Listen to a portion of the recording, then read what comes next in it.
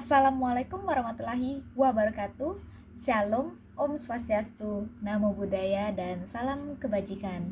Puji syukur kehadirat Tuhan Yang Maha Esa, karena berkatnya lah kita bisa bersama-sama belajar bersama kelompok kami mengenai aliran filsafat pendidikan realisme. Terlebih dahulu, perkenalkan, saya Rati Septianti selaku moderator pada pertemuan kita hari ini. Adapun yang akan kita bahas nanti adalah yang pertama, mengenai pengertian aliran filsafat realisme yang akan dijelaskan oleh rekan saya Husnul dan Tia. Ada juga sejarah perkembangan pada masa aliran filsafat realisme yang akan dijelaskan oleh Iqbal dan Cipta. Ada landasan filosofi pendidikan aliran filsafat realisme yang akan dijelaskan oleh Kelvin dan Zubaidah. Ada juga tokoh-tokoh aliran filsafat realisme yang akan dijabarkan oleh Vira dan Ayu Soraya. Dan terakhir, ada pandangan aliran filsafat realisme terhadap pendidikan yang akan dijelaskan oleh Brila dan Dina. Nah, selanjutnya yuk sama-sama kita simak penjelasan dari mereka. Baiklah, di sini saya akan menjelaskan mengenai pengertian aliran filsafat realisme, di mana filsafat pendidikan merupakan aplikasi dari filsafat umum. Filsafat ini mendalami dan meyakini hakikat pendidikan serta kaitannya dengan latar belakang, tujuan, cara dan hasil yang bersangkut paut dengan struktur kegunaannya. Nah, sedangkan realisme adalah suatu pendapat atau pandangan bahwa semua benda itu bersifat nyata atau real. Jadi bukan hanya bayangan. Jadi realisme itu bersifat objektif, tersusun atas materi dan hukum alamnya. Jadi, realisme dalam pendidikan filsafat beranggapan bahwa semua benda, semua objek, panca indera kita adalah nyata tanpa ada hubungannya dengan pikiran atau persepsi kita. Benda itu tetap ada terlepas dari kenyataan jika benda itu kita ketahui. Aliran pendidikan realisme terbagi menjadi 3 kategori. Yang pertama yaitu berbasis dasar metafisika yang membahas tentang persoalan eksistensi. Yang kedua yaitu epistemologi, membahas tentang hakikat pengetahuan secara teori. Dan yang terakhir yaitu aksiologi, membahas tentang nilai ilmu pengetahuan. Selanjutnya, sejarah perkembangan pada masa aliran filsafat realisme.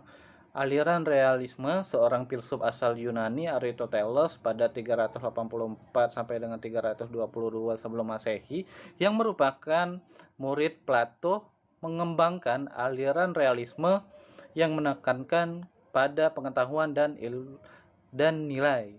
Nah, ilmuwan membawa paham realisme itu pada abad ke-21. Nah, ilmuwan realisme ini beranggapan bahwa realitas yang ada tidak bergantung pada apa yang kita ketahui. Dan metode ilmiah adalah cara yang terbaik untuk mendapatkan deskripsi yang akurat dari apa itu dunia dan bagaimana kerjanya. Untuk menjelaskan dan untuk menggunakan penemuan ilmiah, kita harus menyusun suatu teori. Nah, untuk meningkatkan penelitian ilmiah, kita dapat meninjau kembali dan menyaring teori-teori kita lebih akurat terhadap realita. Realisme merupakan suatu aliran dalam ilmu pengetahuan. Aliran realisme mempersoalkan objek pengetahuan manusia. Aliran realisme memandang bahwa objek pengetahuan manusia terletak di luar diri manusia. Contohnya itu, bagaimana kursi itu ada? Karena ada yang membuatnya. Nah, begitu juga dengan adanya alam, yang berarti ada yang membuatnya. Tetapi kaum realisme ini tidak mempercayai adanya ruh karena yang ada hanyalah jiwa. Kaum realis berpendapat bahwa tidak ada kehidupan sesudah kematian. Ada 3 pandangan aliran realisme. Yang pertama, epistemologi. Nah, pandangan ini, aliran realisme menyatakan bahwa hubungan antara subjek dan objek diterangkan sebagai hubungan di mana subjek mendapatkan pengetahuan tentang objek murni karena pengaruh objek itu sendiri dan tidak tergantung oleh si subjek. Nah, pemahaman subjek dengan demikian ditentukan atau dipengaruhi oleh objek. Realis mempercayai pengetahuan yang didapatkan berasal dari hal-hal yang nyata yang ada di sekitar manusia, bukan berasal dari pemikiran manusia, dan pengetahuan manusia dipengaruhi oleh alam, bukan alam yang dipengaruhi oleh manusia. Baiklah, perkenalkan nama saya Cipta Rizkia. Di sini saya akan melanjutkan penjelasan dari saudara Iqbal tadi. Sejarah perkembangan pada masa aliran filsafat realisme. Yang kedua, ontologi realisme. Menurut Smith, bagi kaum realis, realitas berhubungan dengan apa yang disebut filsuf sebagai alam atau pola invarian dalam realitas yang memberikan berbagai macam contoh yang tidak terbatas dari berbagai macam hal. Seperti menjelaskan berbagai macam partikel menggunakan satu atau beberapa bentuk sumbung atau membuat ilmu menjadi mungkin. Realisme secara ontologi ini diartikan bahwa semua benda di alam ini tidak ada yang mempunyai roh. Yang ketiga, aksiologi realisme. Aspek aksiologi banyak berkaitan dengan bidang nilai. Dalam pendidikan, tidak hanya berbicara mengenai proses transfer pengetahuan, melainkan juga menyangkut penanaman nilai dalam kaitan dengan nilai. Pandangan realisme menyatakan bahwa nilai bersifat absolut, abadi, namun tetap mengikuti hukum alam yang berlaku. Baik, itu saja yang dapat saya sampaikan. Saya kembalikan kepada moderator. Baiklah, yang selanjutnya saya akan menjelaskan materi mengenai landasan filosofis pendidikan aliran filsafat realisme. Realisme merupakan aliran filsafat yang luas dan bervariasi, meliputi materialisme juga pandangan yang mendekati kepada idealisme. Menurut Titus dan kawan-kawan, antara lain mengidentifikasi 3 jenis realisme, yaitu yang pertama, realisme mekanis. Baiklah, yang selanjutnya akan dijelaskan oleh Saudari Zubai. Baiklah, selanjutnya saya akan melanjutkan penjelasan dari Saudari Selvin, yaitu 3 jenis realisme. Yang kedua ialah realisme objektif. Realisme objektif tersusun atas materi dan hukum alam. Nah, seseorang percaya atau tidak terhadap keberadaan suatu benda tidak akan merubah watak dan wujud benda tersebut. Nah, benda itu akan tetap nyata dan bukan ilusi. Contohnya di dalam bidang pendidikan, yaitu pengetahuan umum. Seperti yang diberlakukan aturan, jika rajin belajar, siswa dapat meningkatkan prestasinya.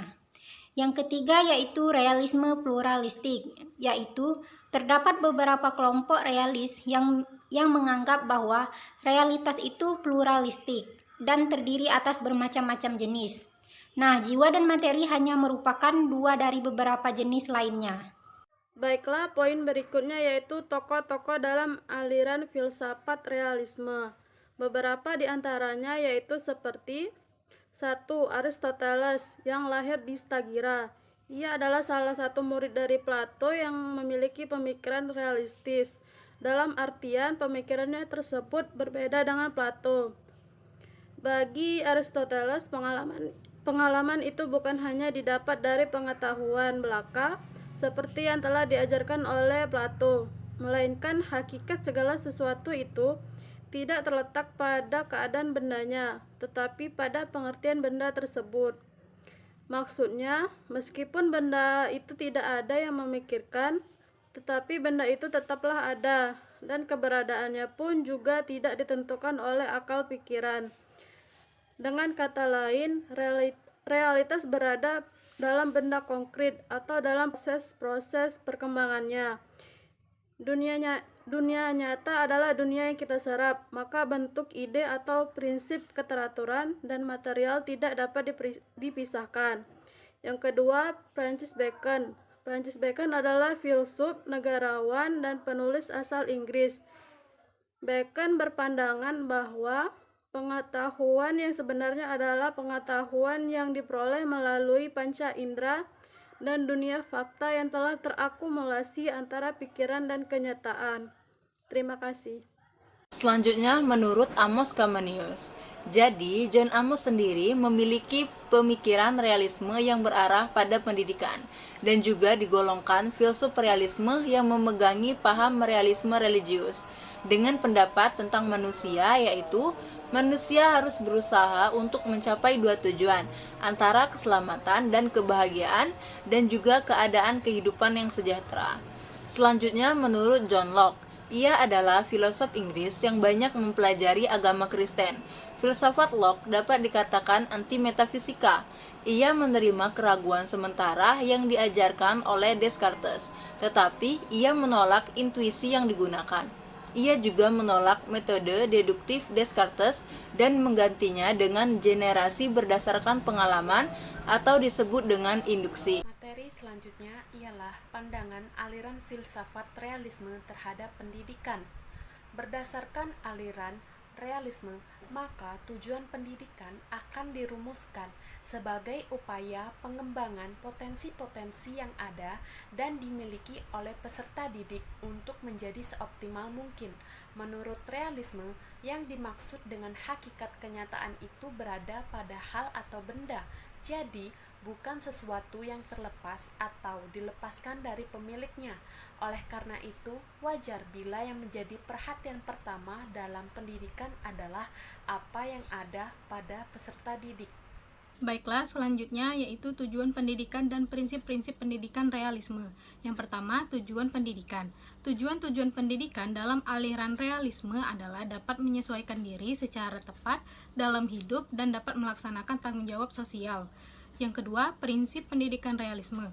Belajar pada dasarnya mengutamakan perhatian pada peserta didik seperti apa adanya. Inisiatif dalam pendidikan harus ditekankan pada pendidikan, bukan pada anak. Inti dari proses pendidikan adalah asimilasi dan subjek materi yang telah ditentukan. Kurikulum diorganisasikan dan direncanakan dengan pasti oleh guru. Secara luas lingkungan material dan sosial, manusia yang menentukan bagaimana seharusnya hidup. Baiklah, saya akan melanjutkan penjelasan dari Saudari Brila. Yang ketiga, isi pendidikan atau kurikulum.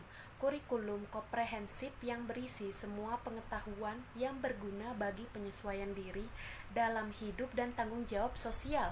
Kurikulum berisi unsur-unsur pendidikan liberal atau pendidikan umum untuk mengembangkan kemampuan berpikir dan pendidikan praktis untuk kepentingan bekerja. Semua kegiatan belajar berdasarkan pengalaman baik langsung maupun tidak langsung. Metode mengajar hendaknya bersifat logis, bertahap atau berurutan. Pembiasaan merupakan sebuah metode pokok yang dipergunakan baik oleh kalangan penganut realisme maupun behaviorisme. Keempat, peranan peserta didik dan pendidik. Dalam hubungannya dengan pengajaran, peranan peserta didik adalah penguasaan. Pengetahuan adalah yang dapat berubah-ubah. Dalam hubungannya dengan disiplin, tata cara yang baik sangat penting dalam belajar. Peserta didik perlu mempunyai disiplin mental dan moral untuk setiap tingkat kebajikan. Peran pendidik adalah menguasai pengetahuan, keterampilan, teknik-teknik pendidikan dengan kewenangan untuk mencapai hasil pendidikan yang dibebankan padanya. Demikianlah penjelasan kelompok kami pada hari ini. Terima kasih buat teman-teman yang sampai saat detik ini masih pantengin video kami. Salam sehat semuanya, tetap jaga kesehatan, dan juga semoga kita bisa bertemu pada video selanjutnya. Wassalamualaikum warahmatullahi wabarakatuh. Terima kasih semuanya, salam sehat dan salam bahagia buat kita semua.